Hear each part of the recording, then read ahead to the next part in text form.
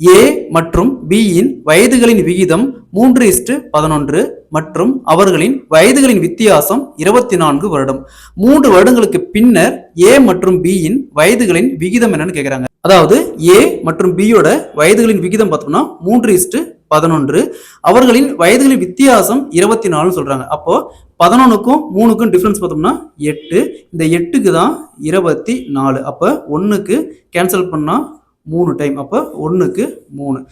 So 1க்கு 3னா இங்கே ஏவோட ரேஷியோ பார்த்தோம்னா 3 இருக்கு. அப்போ 3 × 3 = 9. அதே மாதிரி பியோட ரேஷியோ பார்த்தோம்னா 11 × இந்த 3 = 33.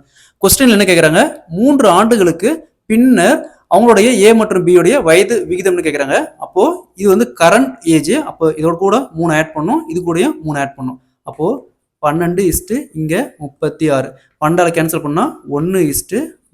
3 வருஷத்துக்கு அப்புறம் ஏ மற்றும் பியோடைய வயதுகள் விகிதம் 1:3.